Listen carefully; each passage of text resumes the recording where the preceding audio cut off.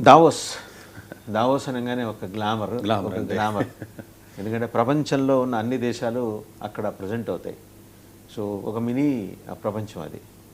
So ఆ ప్రపంచంలో నిన్న రాత్రి ఈయన కూడా వచ్చారు, ట్రంప్ కూడా వచ్చారు, మాట్లాడారు. మళ్ళీ ఇండియా పాకిస్తాన్ వారిని తానే ఆపానని తన భుజం తానే తరుచుకొని తను తానే ప్రశంసించుకొని మొత్తానికి ఏంటంటే ఈ ప్రపంచం మొత్తానికి తానే దిక్సూచిని, తను లేకపోతే ప్రపంచం నడవదనే పద్ధతిలో మాట్లాడారు. సో అంశాలు పక్కన పెడితే అసలు దావోస్ ఏంటి, దావోస్కి మాత్రమే అందుకు ఎంత ప్రాధాన్యం ఉంది, దీంతో మొదలెడదాం సార్. ఓకేనండి. యాక్చువల్గా ఇది 1971లో మనకి స్టార్ట్ అయిందండి వరల్డ్ ఎకనామిక్ ఫోరము. వాళ్ళు అప్పుడు స్టార్ట్ చేసి ఆల్మోస్ట్ కోవిడ్ టైంలో మనకి జరగకపోయినా అప్పుడు 50th మనకి జరుగుతుందండి. యాక్చువల్గా 56 years అయినప్పటికీ కూడా బేసికల్గానంటే ఇదేంటంటే ఒక అకాడమిషియన్స్ని కానీ బిజినెస్ మెన్ కానీ లేదా గవర్నమెంట్స్ని కానీ మొత్తం అందరినీ గ్యాదర్ చేసి అన్ని దేశాలని తీసుకొచ్చి ఒక రకమైనటువంటి మొత్తం అన్ని దేశాల దగ్గర నుంచి రిప్రజెంటేషన్, లేకపోతే దానికి సంబంధించిన ఏ ఆస్పెక్ట్స్ అంటే అటు టెక్నాలజీకి సంబంధించి అనుకోండి, లేదా బిజినెస్ అనుకోండి, లేకపోతే సెక్యూరిటీ ఆస్పెక్ట్స్ సంబంధించి కానివ్వండి, మొత్తం అంటే ఓవరాల్గా స్పెసిఫిక్గా ఇది అది అని కాకుండా మొత్తం ఎకనామికల్ ఆస్పెక్ట్స్, గ్లోబల్లో జియోపొలిటికల్ అన్నీ డిస్కస్ చేసి కొన్ని రకాలైనటువంటి కంక్లూషన్స్ తీసుకొస్తారండి. అది యాక్చువల్గా 130 దేశాలు. ఈసారి అయితే హయ్యెస్ట్ రిప్రజెంటేషన్ ఇండియా నుంచి కూడా ఎక్కువ ఉందండి.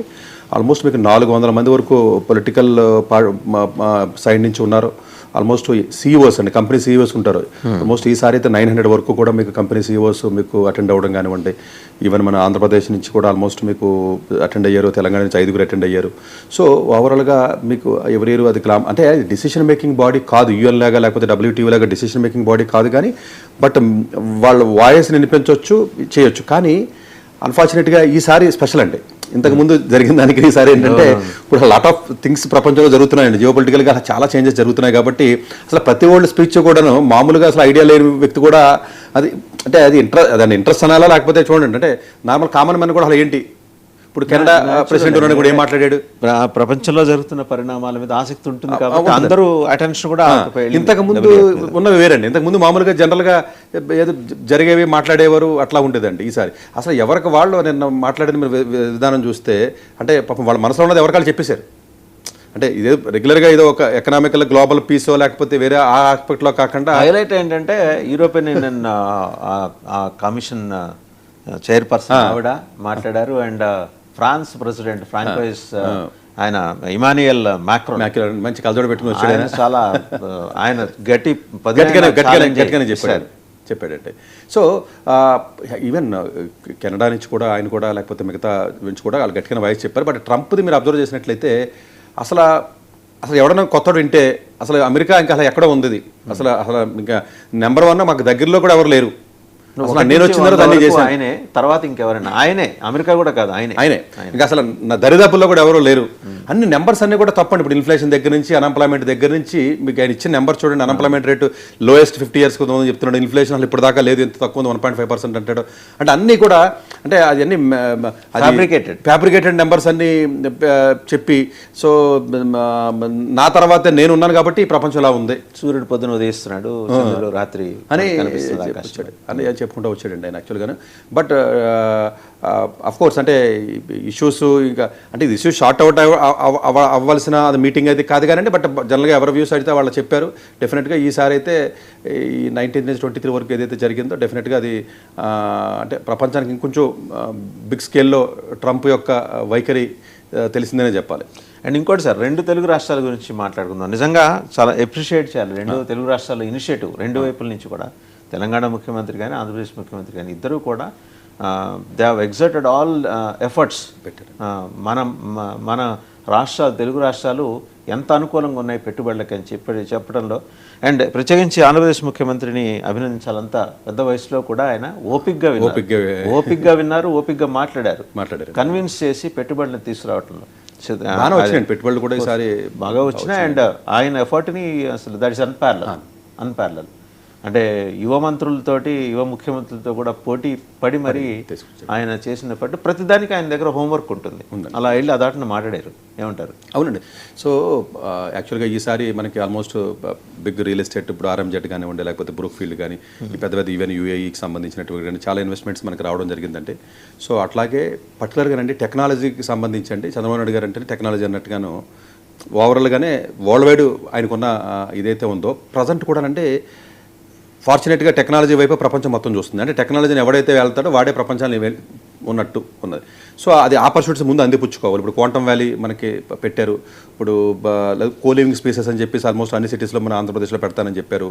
సో ఈ టెక్నాలజికల్గా ఉన్నటువంటి ఏవైతే ఎలాంటి ఆపర్చునిటీ వచ్చినా కూడా డెఫినెట్గా ఆయన ముందుకే ఉండి ఆ ఇన్వెస్ట్మెంట్స్ తీసుకురావడానికి కానీ లేకపోతే ఆ పెట్టుబడులు కానీ ఇదంతా కూడా. ప్లస్ ఇంకొకటి కూడా అంటే ఇన్వెస్టర్స్ కూడా ఎందుకు ఆయన దగ్గరికి అంటే ఇన్వెస్టర్స్ ఎలాంటి రిక్వైర్మెంట్స్ ఉన్నా కూడా ఆయన అది ప్యాసిఫై చేస్తాడు. అంటే ఆయన ఇదవుతాడు, అంటే దెర్ ఇస్ నో అడ్రస్ చేస్తాడండి. ఇట్స్ నాట్ దట్ అంటే అటు సైడ్ కూడా ఆలోచిస్తాడు ఆయన.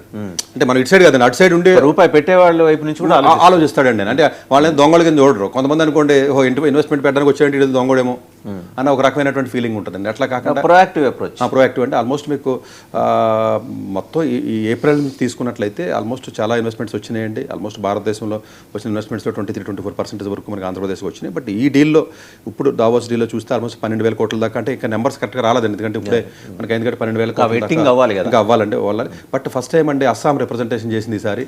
సో 1 lakh crores వచ్చిందండి టోటల్గా. అదాని మేజర్గా ఆల్మోస్ట్ 6 lakhs crores ఇన్వెస్ట్మెంట్స్ వరకు కూడా వాళ్ళు ప్రొజెక్ట్ చేయడం జరిగిందండి. సో మేజర్గా ఫుడ్ ప్రాసెసింగ్ కానివ్వండి, మొత్తం మిగతా అన్ని ఆస్పెక్ట్స్లో కూడా మీకు అస్సాం కూడా ఈసారి రిప్రజెంటేషన్ చేసింది. మిగతా అన్ని స్టేట్స్ యూపీ కానీ మహారాష్ట్ర ఎక్కువ హైయెస్ట్ యాక్చువల్గా 15 లక్షల కోట్ల వరకు కూడా వాళ్ళకి ఇన్వెస్ట్మెంట్స్ మహారాష్ట్ర తెచ్చుకోగలిగింది. అఫ్ కోర్స్ అది పెద్ద రాష్ట్రం అనుకోండి, మనం కంపారిజన్ పేరున్నట్టే అది పెద్ద రాష్ట్రం, చాలా పెద్ద రాష్ట్రం కదండి. మీకు తెలిసిందే కదా sir, BMC Brihan Mumbai municipal corporation దాని బడ్జెట్ చాలా దేశాల బడ్జెట్ కన్నా ఎక్కువ ఉంటుంది, 75 లక్షలు. సో మన ఆంధ్రప్రదేశ్కి ఆల్మోస్ట్ 85,000 కోట్ల దాకా వచ్చిందండి. ఈవెన్ తెలంగాణకు సంబంధించి కూడా లారియల్ ఏదైతే మరి బ్యూటీ రిలేటెడ్ ఉందో 10,000 కోట్ల ఇన్వెస్ట్మెంట్స్ కానివ్వండి, సగ్రేట్ కానివ్వండి, ఇవన్నీ బాగానే వాళ్ళు తీసుకురాగలిగారు. నిన్న కూడా సార్ తెలంగాణ ముఖ్యమంత్రి చెప్తున్నారు 6,000 crores వర్త్ ఎనర్జీ ప్రాజెక్ట్, దానికి సంబంధించి. సో దానికి సంబంధించి కూడా అంటేనండి ఇప్పుడు మొత్తం అంతేనంటే మొత్తం ఇండియా మొత్తం చూస్తే మీకు ఒకటేనండి, clean energy and AI and trading. ఈ ఇంతేనండి, ఈ మూడేనండి, 3T అంతే సింపుల్. అట్లాగేనంటే ఈ మామూలుగానంటే ఇప్పుడు ఎవరైతే మనకి ఐబిఎం సిఇఓ ఎవరైతే మీకు అరవింద్ కృష్ణ ఉన్నారో లేదా వాళ్ళు కానీ వీళ్ళందరూ మన మినిస్టర్స్ ఎవరైతే ఉన్నారో ఐటీ మినిస్టర్ వీళ్ళందరూ, మీరు అశ్విని వైష్ణవ్ వీళ్ళందరూ కూడా మొత్తం వరల్డ్లో చైనా యుఎస్ అలాగే డామినేట్ చేస్తుంది టెక్నాలజీలో. మన 3rd ప్లేస్కి మనం వెళ్ళాలి అన్నది ఒక సంకల్పం బలమైన సంకల్పం బలంగా ఉందండి. సో ఒకటి అందులో అలా ఏమీ లేదు. ఆ బలమైన సంకల్పం ప్రకారం ఆల్మోస్ట్ 12 ఈ సంవత్సరం వాళ్ళు చెప్పడం ఏంటంటే 12 లక్షల కోట్ల ఇన్వెస్ట్మెంట్స్ అని ఓన్లీ ఏఐకి సంబంధించి టెక్నాలజీ సంబంధించి వస్తాయని చెప్పేసి వీళ్ళు బలంగా నమ్ముతున్నారు. ఆల్రెడీ చాలా వచ్చినాయి. 24 స్టార్టప్స్ అండి. సెమీ కండక్టర్స్ ఆ రోజు పెడతానంటే ఎక్కడ వస్తుంది ఏంటి అనుకునే 24 స్టార్టప్స్కి ఆల్మోస్ట్ 19 స్టార్టప్స్ వరకు కూడా ఫండింగ్ వచ్చింది. ఆల్మోస్ట్ మిగిలిన జరుగుతున్నాయి. 12 సొంతంగా భారతదేశం యాప్స్ తయారు చేసుకోగలిగింది. ఆల్మోస్ట్ అవన్నీ కూడా డిఫెన్స్లో ఓన్ యాప్ ఇప్పుడు వాడుతున్నామండి మనం, మన ఇండియన్ డిఫెన్స్కి సంబంధించి. సో ఇది నెమ్మదిగా స్టార్ట్ అవుతుంది. అంటే వాళ్ళు ఏమంటారంటే సెకండ్ టైర్ ఏఐలో ఉన్నామండి మనం ఈ రోజుని. సో డెఫినెట్గా ఇది ఇంకొంచెం ముందుకు వెళ్ళి, ఎందుకంటేనంటే చైనా 20 సంవత్సరాల క్రితం మొదలు పెడితే ఇప్పుడు వచ్చిందండి. ఇట్స్ నాట్ దట్ ఏదో ఒక రోజు మనం మొదలు పెడితే. సార్ చైనా మనకి వైరిపక్షం శత్రుదేశం అయినప్పటికీ కూడా we have to appreciate incessant efforts అండి, ఇన్సెసెంట్ ఎఫర్ట్స్. ఎక్కడ కూడా వాళ్ళు అలసిపోరు అసలు, అలాంటిది లేదు. ఇప్పుడు అదే కదండి. ఇప్పుడు మనం ఏంటంటేనంటే యాక్చువల్గా ఏంటంటే మనం ఫండమెంటల్గా అంటే మంచి ప్రాబ్లమ్ సాల్వర్స్ బాగా మనం చేయగలం. వాళ్ళు ఏంటంటే ప్రొడక్ట్స్ తయారు చేస్తున్నారు. ఇప్పుడు డీప్ సీక్ లాంటి ప్రొడక్ట్స్ వచ్చినాయి అంటే 10-15 ఏళ్ళు కష్టం అండి. అంటే మనకి ఏమైందంటేనంటే ఇప్పుడంటే 5 trillion వచ్చే బడ్జెట్కి మేబీ ఫ్యూచర్లో అందులో 1 trillion అంటే మనం ట్రయల్ చేసి ఫెయిల్ అయ్యి 90% ఫెయిల్యూర్ చూస్తున్న ప్రొడక్ట్స్ వచ్చినాయండి. అమెరికాలో వచ్చిన, చైనాలో వచ్చిన. మనకి ఇంకా కరేజ్ రావాలి, వస్తుంది అంటే చిక్కబట్టుకోవాలి ధైర్యం. అంతే కదండి, అంతే కదండి. మనం ఏంటంటే అన్ని ఫెయిల్యూర్స్ని తట్టుకుని ఉండే పొజిషన్లో మనం లేవండి. మేబీ ఇప్పుడే నెమ్మదిగా గవర్నమెంట్ కూడా ముందుకు వస్తుంది. బాబు మీరు చెయ్యండి, ఫెయిల్ అయినా పర్లేదు, మేము వెనకాల ఉంటాం, అటు ఫండింగ్ పరంగా కానీ మిగతా అన్ని రకాలుగా ఉంటాం అన్నది ఇప్పుడే స్టార్ట్ అయిందంటే. ఎందుకంటే ఒకప్పుడు మనకి 2 trillion 3 trillion కదండి, మనకి నెమ్మదిగా 5 trillion మనం వస్తున్నాం. డెఫినెట్గా ఇది మనకి పెరుగుతుందండి. అంటే ఏఐకి సంబంధించి డెఫినెట్గా టెక్నాలజీ పర్స్పెక్టివ్లో మనం డెఫినెట్గా చాలా ముందుకి మనం వెళ్తాం ప్రస్తుతానికి. కాకపోతే ఏంటంటే వాళ్ళు మనకు చెప్పింది ఏంటంటే వీళ్ళు ఏం చెప్తున్నారంటే మన India, so 95% of the problems solutions అన్ని చిన్న ఏవైతే యాప్స్ ఉన్నాయో దాంతో సాల్వ్ అయిపోతాయి. మనం అమెరికా లాగానో చైనా లాగానో పెద్ద ట్రిలియన్స్ ఆఫ్ పారామీటర్స్ దృష్టిలో పెట్టుకుని లార్జ్ లాంగ్వేజ్ మోడల్స్ తయారు చేయక్కర్లేదు. మనం జస్ట్ లైక్ మనం వాళ్ళు ఏమి 50 billion పారామీటర్స్ ఉన్నటువంటి ఉన్న ఇది కానీ లేదా 28 nanometers ఉన్న సెమీ కండక్టర్స్ లేదా ట్రాన్సిస్టర్స్ కానీ ఇట్లాంటి టెక్నాలజీ అందుబాటులో ఉన్న టెక్నాలజీలో ఫస్ట్ మనం వెళ్ళి దీంతో మన భారతదేశాన్ని ముందుకు ఫస్ట్కి తీసుకెళ్ళి ప్యారలల్గా ఇన్వెస్ట్మెంట్స్, స్టార్టప్స్ లేకపోతే రీసెర్చ్ R&D మీద ఇన్వెస్ట్మెంట్ చేసుకుంటూ ఒక 10-15 ఏళ్ళకి మనం కూడా ఆ స్టేజ్కి వెళ్తాం అన్నది ఒక లాంగ్ టర్మ్ చాలా పర్ఫెక్ట్ ప్లాన్ అండి. అంటే ఇట్స్ నాట్ దట్ మనం ఫస్టే ఇన్ని వేల కోట్లు పెట్టి ఇన్ని లక్షల కోట్లు పెట్టేసి మనం ఏదో ఓపెన్ AI లాగా లేకపోతే మెటా వరల్డ్ లాగా చేయడం కాదు, అలీబాబా లాగా చేయడం కాకుండా స్మాల్ ఏదైతే మీకు యాప్స్ డెవలప్మెంట్ కానీ లేకపోతేనేమో ఇప్పుడు సెమీ కండక్టర్ ఇండస్ట్రీ ఉందనుకోండి, మనం 5 నానోమీటర్ లేకపోతే 3 నానోమీటర్ కాకుండా 28 నానోమీటర్, ఎందుకంటే 75% ఆఫ్ ది ఇండస్ట్రీ మనకి నానోమీటర్స్ ట్రాన్సిస్టర్స్ యూజ్ చేసి అన్ని కూడా మనకు ఆటోమొబైల్ ఇండస్ట్రీ కానీ ఈవీ కానివ్వండి లేకపోతే ఈ ట్రైన్స్ కానీ లేదా డ్రోన్స్ కానీ ఇవన్నిటికి కూడా అంటే యాక్చువల్గా ఈ 28 నానోమీటర్ లేకపోతే ఇవే వాడతాం మనం, యాక్చువల్గా ట్రాన్సిస్టర్స్ అవే వాడతాం మనం. సో వాటి మీద ఎక్కువ ఫోకస్ పెట్టి అంటే ROI అండి, రిటర్న్ ఆఫ్ ఇన్వెస్ట్మెంట్ అనుకోండి, మనం ఎంత డబ్బు పెట్టగలుగుతుంటే మనకి బెనిఫిట్ ఎంత వస్తుంది. అంటే beauty of our Indian cabinet ఏంటంటే ప్రైమ్ మినిస్టర్ చుట్టూ ఉన్న 5-6 వాళ్ళు మామూలు మేధావులు కాదు. మనకి ఎక్స్టర్నల్ అఫైర్స్ చూస్తే జయశంకర్, డిఫెన్స్ రాజ్నాథ్ సింగ్ గారు, ఫైనాన్స్ నిర్మలా సీతారామన్ గారు, అండ్ అలాగే పీయూష్ గోయల్ గారు కామర్స్ మినిస్టర్ గారు, లేకపోతే వైష్ణవ్ పీయూష్ గోయల్ గారు he has given a befitting reply to US ambassador Gore, Mr. Gore. Gor దగ్గర వచ్చేప్పటికి నాకు in fact I thought of discussing with you అండి. ఆయన అంబాసిడర్, ఏడాది పాటు ట్రంప్ వచ్చిన తర్వాత మరి కరెక్ట్గా ఏడాది అయింది, ఏడాది పాటు అంబాసిడర్ లేడు. మొన్న ఆయనకు అత్యంత సన్నిహితుని తీసుకొచ్చి ఇక్కడ పెట్టాడు. ట్రంప్ ఏంటి చేశాడు, ఇప్పటిదాకా చేసిన పోలీసింగ్ ఎలాంటి రిజల్ట్ ఇవ్వకపోవడంతో రెండో వైపు నుంచి ఈయన పంపించాడు, కొంచెం దువ్వండి అదే చేస్తున్నాడండి. ఆయనకి ఏంటి RBI గవర్నర్ తోటి ఆయనకి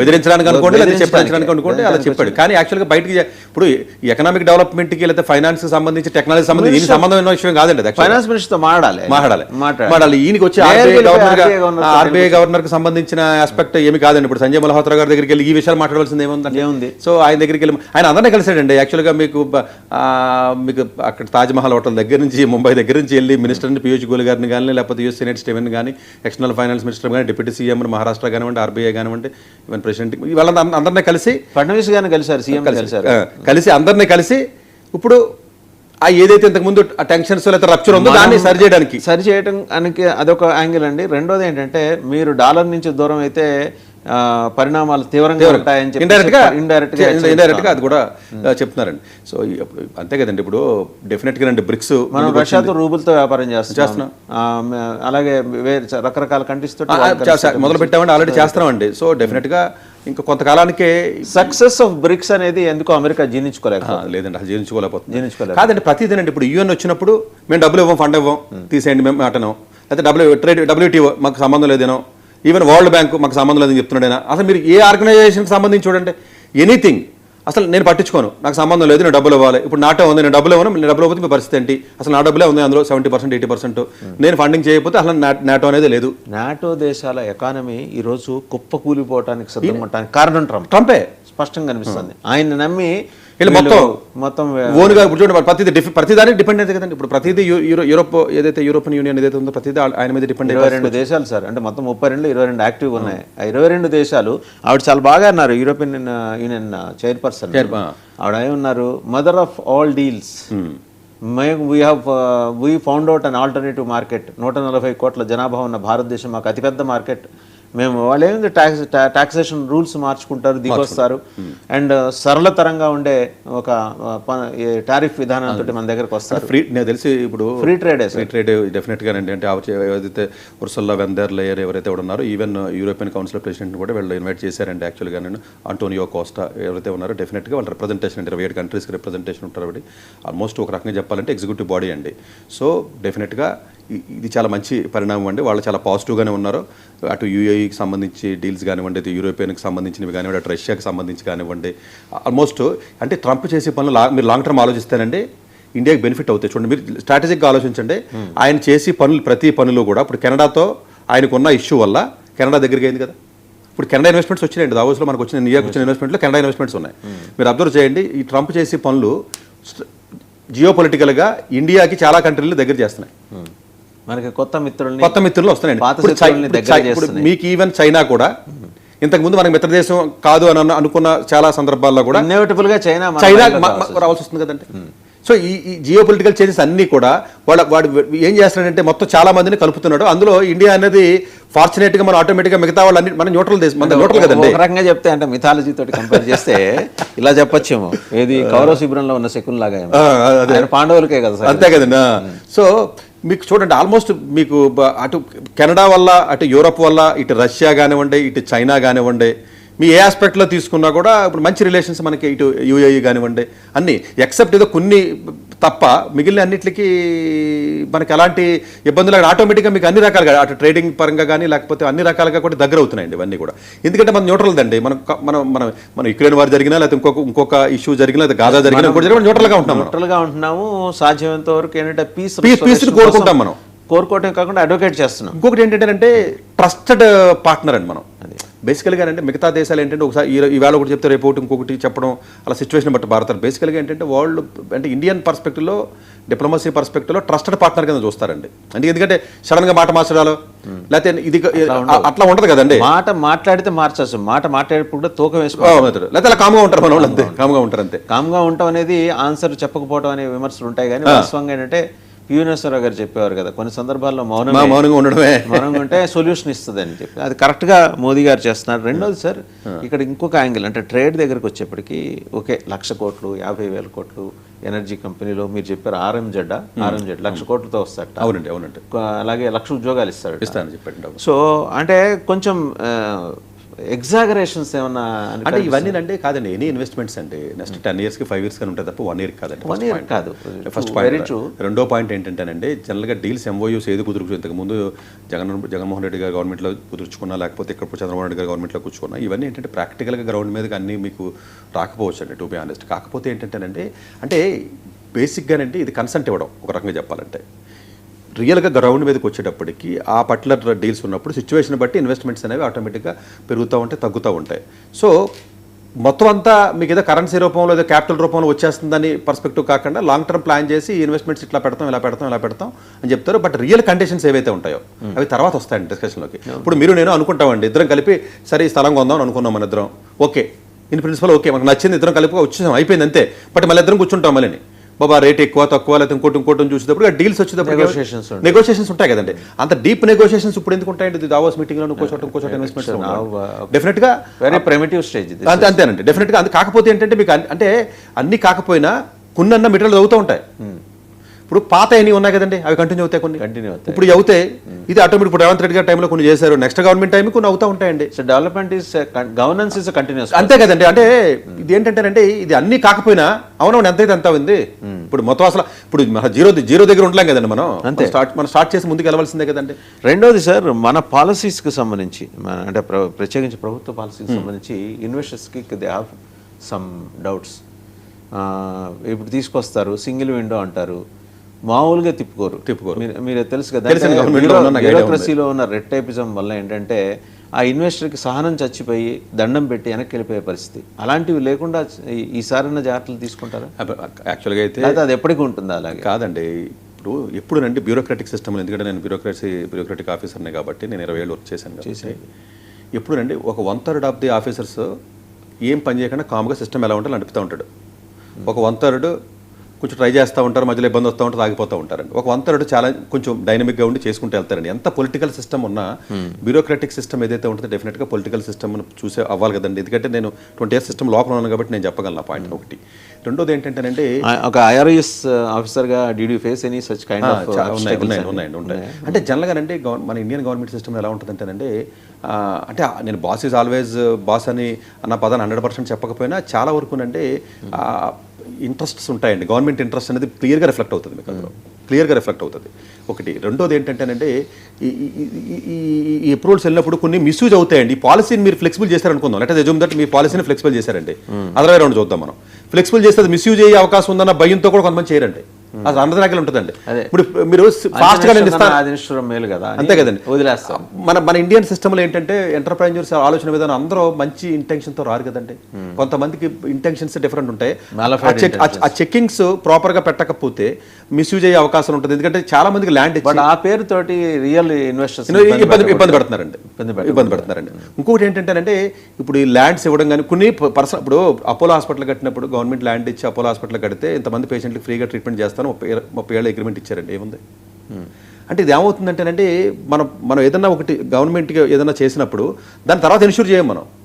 ఇప్పుడు ఏదో లూలు మాల ఏదో వచ్చింది, లేదా ఇంకోటి ఏదో మాల వచ్చింది, విజయవాడలో మేము ఇస్తాం ఎకరానికి ఏదో 100 రూపాయలు అని చెప్పి, లేదా ఏదో 1000 రూపాయలకి ఇస్తామని చెప్పి చెప్తున్నారండి ఫర్ ఎగ్జాంపుల్. తర్వాత వాడు ఇంత ఇంప్లిమెంట్ ఇస్తాను, ఇంత చేస్తాను, ప్రజలకు ఇచ్చేస్తాను మనం ఇన్ష్యూర్ చేసేవాళ్ళు ఉంటాం మనకి. సో ఈ aspects, in that aspect we have to appreciate మన డిప్యూటీ సీఎం గారు పవన్ కళ్యాణ్ గారు. ఆయన చాలా ఖచ్చితంగా ఉన్నారు. ఏంటి మీరేం చేస్తారు అని అడుగుతున్నాడు. పుట్ ఇట్ ఇన్ రైటింగ్ అన్నారు ఆయన. ఇక్కడ కాంప్రమైజ్. సో డెఫినెట్గా అంటే ఇది కాదండి, మిస్యూజ్ చేయడానికి కూడా కొన్ని వస్తున్నాయండి. ఇప్పుడు సో ఇదేంటంటే గవర్నమెంట్ పర్స్పెక్టివ్ వచ్చింది, కానీ అంటే చాలా డిఫరెన్స్ ఇంకా బెటర్ అండి. యాక్చువల్గా మీకు 10 years బ్యాక్కి ఇప్పటికి చాలా డిఫరెన్స్ వచ్చిందండి. సో డెఫినెట్గా ఈ బ్యూరోక్రాటిక్ సిస్టంలో ఈ ఇబ్బంది ఉండడం వల్ల కొంతమంది ఇన్వెస్టర్స్ బ్యాక్ స్టెప్ వేస్తున్నారండి. కొంతమంది ఓన్లీ రియల్గా హార్ట్ఫుల్గా బిజినెస్ చేద్దాం అనుకుంటారండి. ఇన్ని ప్రొసీజర్స్ వాళ్ళకి తెలియదు, కొంత ట్రై చేసి మానేస్తారు వాళ్ళు. కొంతమందికి అదే పనిలో ఉంటారు, గవర్నమెంట్ దగ్గర నుంచి ల్యాండ్ ఎలా తీసుకుందాం, లేకపోతే తక్కువ రేటుకి ఎలా తీసుకుందాం, లేకపోతే ఇంకోటి ఎలా తీసుకుందాం ట్రై చేస్తారు చూసారా, వాళ్ళకి అవుతూ ఉంటాయి. దాంతో వీళ్ళు ఇది ఏంటంటే కొద్దిగా డల్ అవుతారండి. అంతే. ఇప్పుడు మీరే ఉన్నారండి, మీకు ఏం తెలియదండి, మీరు ట్రై చేశారు, ఏదో ఒక పెద్ద ఉపయోగపడేది ఏదో చేద్దాం అనుకున్నారు అనుకోండి. కొంత ట్రై చేసిన తర్వాత మీకు అంత డెప్తో తెలియదు, మీకు తెలియదు, మీరు ఏదో వ్యాపారం చేద్దామని వచ్చారంతే, ఎక్కడ ఉన్నారు వ్యాపారం చేస్తారు. సో మధ్యలో కొంతకాలం వదిలేస్తారు. అలా చాలా మంది మధ్యలో ట్రై చేసి మధ్యలో వదిలేసినట్టు కూడా చాలా మంది తెలుసు నాకు. సరే, ఒకసారి మనం మళ్ళీ దావోస్ దగ్గరికి వెళ్తే కనుక గ్రేట్ దావోస్ డైవర్స్, అమెరికా నాయకత్వానికి యూరప్ ముగింపు పలికింది, డైవర్స్ చెప్పేసింది. మాక్రోన్ నిన్న అసలు అద్భుతంగా మాట్లాడాడు. అక్కడెక్కడో ఆయన ఏదో ప్రపంచ శాంతి మందిరం అక్కడ ఇజ్రాయెల్ గాజాలో కడతానంటే అందరూ తలో $1 బిలియన్ ఇమ్మన్నాడు ఆయన. మరి మీరేం చేస్తారని అడిగాడు ఆయన.